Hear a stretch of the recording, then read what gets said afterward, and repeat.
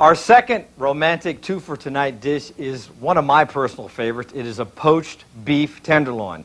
This is a real old-fashioned traditional dish. Certainly you'll find it in Alsace, which is a traditional province where my father, Papa, comes from. That's where the name of the restaurant, Chez Francois, comes from Papa. Otherwise, I'd be unemployed without him. Ask him, he'll tell you. Really, what makes this dish so terrific is the healthful and nutritious beef consommé that you poach it in. Poaching the beef in there is just an old-fashioned, delicious way of doing it. You know, the gelatin in the consommé, and in sauces in general, aid the digestion. The gelatin helps you assimilate all the great nutrients. That's why when somebody comes in and says, sauce on the side, you know, it's tough for a chef to take. All right, we can argue about butter and cream sauces, but not the traditional broth and meat and fish sauces. All right, first of all, we need to get some vegetables because we're going to garnish the plate with some vegetables. I have leeks, turnip, carrots, celery, for instance. Potatoes would be perfect also. And what we want to do is cook those in the consommé, cook the beef in the consommé, and then put all that back together, and all the goodness from the beef and the vegetables and the gelatin are going to make you a dynamo. I'm telling you, you're going to love this. And it's real easy to do. It's an old-fashioned cooking technique. I guess it comes from the time when you didn't have the stove top and the grills and all that sort of thing. I'm going to show you how to make the vegetables look purty.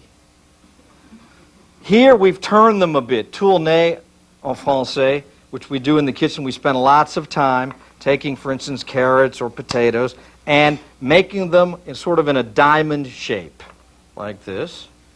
And then we use the peelings in our stocks and sauces. They're not wasted here. At home, it's maybe a little bit more of a stretch to try to find something to do with them. But here, there you go, a sharp little paring knife right here. And you have a carrot, for instance, or a turnip. Now, we need to prepare the beef. We have our simmering consommé. We have our vegetables, which have been cooked ahead. This is the part you do ahead of time. And in front of that special someone, you poach the beef, and then you make a little bit of sauce if you want it with it. So let me show you how to do the beef here. Now you take a piece of beef tenderloin, which is considered the best part of the beef, and the leanest.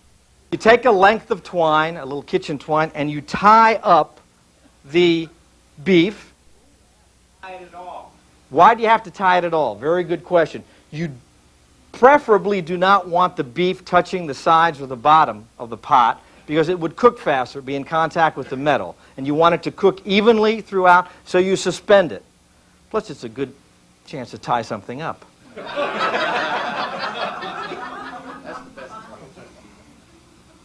All right, let me just tie this up here. Then you can take a spoon or a fork or something like this and use it to tie this up. There I'm back to tying up again. And we're going to put it into the simmering consommé, and there it is suspended. It is not touching the bottom of the sides, and that's going to take about 10 minutes to cook there for medium rare. Now, in the meantime, we prepared the vegetables. I'm going to give you a little sauce to serve with it. This is optional. It's not absolutely necessary. I'm going to take, about a quarter cup, if you will, of the consommé. And it's already boiling for me. You know, this is what we do in the kitchen in the back. We can't wait around while this boils, etc. We have pots and pans stacked up on the back of the stove that are hot. So when we get an order, we automatically have a hot pot or a pan, and boom, boom, boom, you get it right out quickly. Then I'm going to put the heavy cream in there, a little bit of salt and pepper, and a little fresh chopped tarragon, which we have right here. About a teaspoon will do. Just enough for two. And just give that a boil. That's just about ready here. I'm going to take a spoon and run a finger right here. And you see how that line holds? Can everyone see that? That sauce is thick enough right there.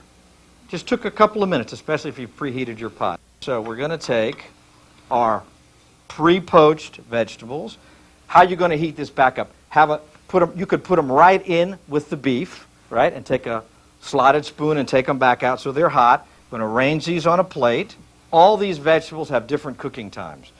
So what you'd want to do is cook them separately in small pots. The carrots take about 10 minutes. The turnips, the potatoes take about 5 minutes, for instance.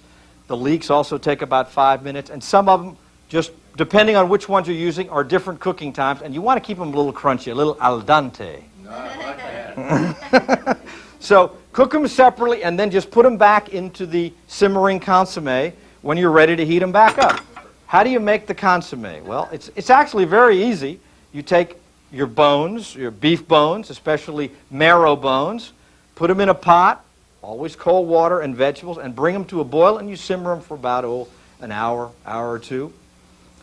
And then that's your beef broth. You season it with a little salt and pepper. You put a clove, a bay leaf, thyme, etc. in there, and you have your basic beef sauce. To make a consommé, you take ground meat, ground beef in this particular case, some egg whites, and some vegetables again, and you put it in once the beef broth, is cold, and you bring it up to a boil, and the meat and the egg whites act as a filter. It strengthens the consommé, makes it a consommé double, a strong flavored consommé, and the egg mass and meat act as a filter. Let's see if this is poached here. All right, we're going to put it over here. Take a knife and cut it away. All right, now I'm going to cut this into 4. Oh, yeah. Now, this is a little rare, but I like it this way. And then I'm going to put it on the plate, open side up like this. And we're going to take a little bit of our sauce and put it around. This is really a great dish. And you have a little fresh sprig of, there you go, of tarragon. Voila, poached beef tenderloin.